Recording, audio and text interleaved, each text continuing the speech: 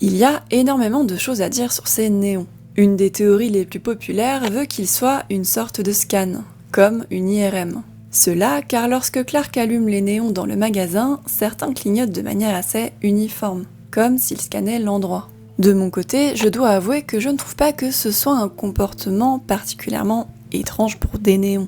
Comme vous, peut-être, j'ai grandi dans les années 90. Des néons de l'époque, j'en ai connu, et le fait qu'ils clignotent comme ça me choque pas particulièrement. D'ailleurs, les lumières clignotent à d'autres moments dans le film. Et je ne suis pas sûre que ces passages-là soient des passages particulièrement scannés. Par contre, quelque chose qui a été noté par les fans plus récemment est le fait qu'en décomposant suffisamment l'image, on pouvait voir une lumière verte apparaître. Et si vous avez vu ma vidéo ou si vous connaissez bien le lore des backrooms, vous le savez, une lumière verte dans les backrooms, ce n'est pas anodin. Surtout que là, on est presque dans le monde réel, et non pas dans les backrooms. Je dis presque parce que, a priori, le magasin est une nulle zone. On en a déjà parlé. Ce n'est d'ailleurs techniquement pas vraiment la première fois qu'un peu de lumière verte se balade dans une nulle zone, puisqu'on voit notamment le green glow ici, dans ce qui semble être la nulle zone de la maison de Nora Klein. Le truc, c'est qu'a priori, ce n'est peut-être pas volontaire.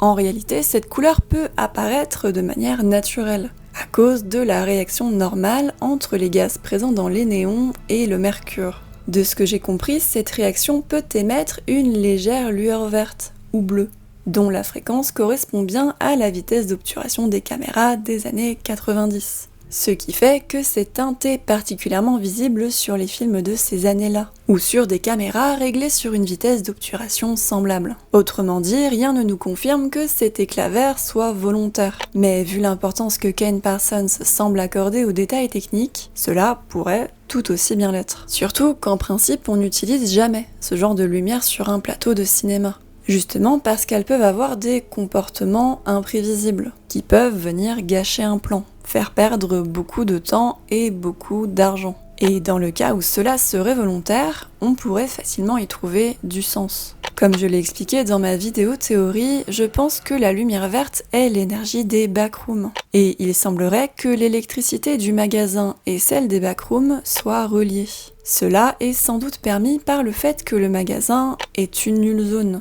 Une sorte d'extension des backrooms, un espace qui appartient autant au monde réel qu'aux backrooms. C'est vraisemblablement pour ça que Clark paye des sommes astronomiques d'électricité. Parce que, à ce moment-là, il semble alimenter une partie de l'énergie des backrooms.